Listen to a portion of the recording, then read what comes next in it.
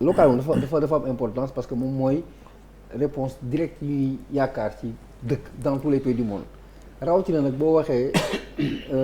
local nga tudd ci mbiru capital bi ville dans tous les pays du monde c'est tellement important que en général une fois nga accéder à ce niveau de responsabilité passerelle bi day nekk la présidence de la République am na dëkk yoo xamante ni par exemple comme ni nga tu es maire le lendemain dañuy commencer wax quelles sont tes chances pour dem à la Maison Blanche parce que c'est une réalité politique maintenant boo ñëwee ci kaaw Dakar bi diggante Barth ak Sowane dafa compliqué mais dafa yomb en même temps li tax mu compliqué mooy ni ñuy doxalee fii moom moo tax mu compliqué mais les réponses sont là africains yi bon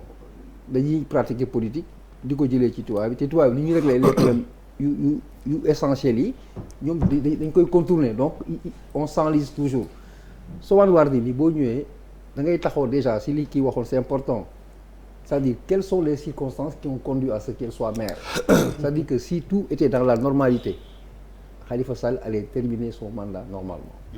normalement il y a eu une déconvenue un incident à l'issue duquel les choses se sont passées comme ni mu passé ñu voté waat tabaat ko mais c'était pas la maire de Dakar donc par défaut la muy benn mais boo toppee dans ce sillage elle a également une légitimité parce que elle est maire sortante ku def mandat ba jeexal am nga sañ-sañu taxaw mais dama bëgg continuer sama liggéey parce que la législation me permet d'être encore candidat sous ce rapport elle a une légitimité totale mais boo ko opposé ak profilu Barthélemy xam nga Barthélemy tu peux être du Parti socialiste tu peux être un Sénégalais lambda tu peux être même hors du pays et tout ce que tu veux mais tu peux pas lui refuser cette légitimité c'est-à-dire mënoo tey taxaw tey ne xam nga mérite moom c'est selon mais légitimité taxaw ne je revendique la mairie de Dakar sous la bannière socialiste nga tudd Barthélemy Diaz dans ce pays mais bu ko nit bëggee contester xëy na di nga ma andil man boog benn argument mais pas légitimité en termes d'engagement de fidélité de loyauté de combat de tout ce que tu veux pour l'intérêt du parti voilà boog coloration du parti aujourd'hui qui est entre les mains de Khalifa Sall Khalifa Sall fu mu toll ni ëpp légitimité Barthélemy ci cause yi ci cohérence idéologie ci engagement bi Khalifa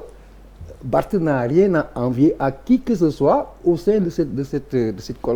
coalition il faut que ça soit clair aussi Barth daf ko imposer daf ko liggéey daf ko mériter maintenant pourquoi je dis que les Africains se compliquent la tâche alors que les solutions sont là elles sont très faciles mais est-ce que on a le droit est-ce que la prétention ne commence pas quand la personne pense limiter l'ambition d'une personne comment on peut se prévaloir de la légitimité ou de la légalité de dire à Malal ou à Yérim amal ambition wala bul am ambition moi ce que je peux comprendre c'est que pour les intérêts d'un parti c'est ce qui se passe partout bu ñu ñëwee du am ay ambition lu ñu war a mën a ut mën nañ la gis ci suuf ne la der bàyyil Bouba Diallo pour telle raison mais boo bañee waruñu la imposer nga dem waruñu ko imposer on ne doit pas t'imposer à ne pas avoir des ambitions et au-delà même de ces locales ça peut aller à des niveaux de responsabilité beaucoup plus encore importants warul limiter ambition nit ne ko lii nga war a bëgg wala fii nga war a yem nit ki ngay bàyyi mu xool li mu bëgg peser boppam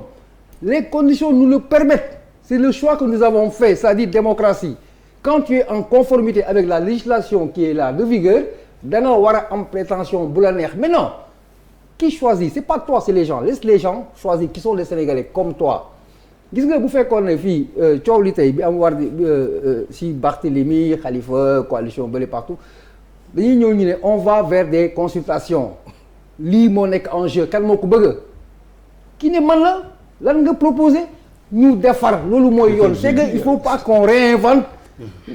c'est que nous on s'est donné le droit de recréer la politique alors que nous l'avons pas créée benn je termine le gars je termine s'il vous plaît dama ne cette question-là ne devait pas se poser parce que nous ne sommes pas le seul pays dans ce monde qui va vers des consultations ailleurs ça mais les ambitions sont là da ngay ñëw ñu ne la da nga bëgg ñu ne lan ngay proposer suñu obédience ñu xool ñu ne kan la ñuy jiital lan nga ëppalee Charles lan nga ma ëppalee. oui. Badara qu'est-ce que tu proposes. ñu dem ñu ne ñun ñi nekk nii kan ñooy jiitu ñëpp topp si par force parce que on obéit à une idéologie dafa am fu ñu bokk. c'est-à-dire quand tu dis que je suis socialiste ailleurs on sait à 99% sur telle question ni ngay réagir parce que c'est des constantes qui ne changent pas. Absolument. Ce qui n'existe pas chez nous. moo tax pour résumer dama ne. oui bu ñu dellu woon à l'orthodoxie entre guillemets c'est relatif ça dépend ni ñu koy jëlee. problème bii dafa war a am ñun ñëpp a bëgg am nga droit bëggal mais kan mooy jàll lii tax nga jàll dafa am dañ koy définir ba mu leer nañ. c'est tellement vrai que xool aujourd'hui yéen a ngi wax ay kii mu ngi wax Khalifa a besoin de Soham a besoin de Barth mais réalité politique dafa am bu ñu demee ba si jour J Khalifa ne regardera pas les intérêts de Barth ou de Soham Khalifa regardera ses intérêts à lui. parce que c'est la réalité politique loolu mooy réalité bi donc bëgg na ak bëggul ak besoin c'est toujours circonstanciel donc bu ñu dépasser lii la question qui devrait se poser c'est que est-ce qu'on ne doit pas faire un raccourci génn si coow li métti lii di bàyyi les Sénégalais les acteurs politiques di amal seen bopp ay ambition di engagé wu s'ils ont le profil ñu dem bu ñu amul keneen dem la vie continue. mais benn ni ko booy di waxee Sénégal jëm kanam. et puis Gambie avancé. il faut Badara may ma rek. déglu ma yaa ngi Yérim yëpp vous demandez la parole depuis sànq mais j'ai une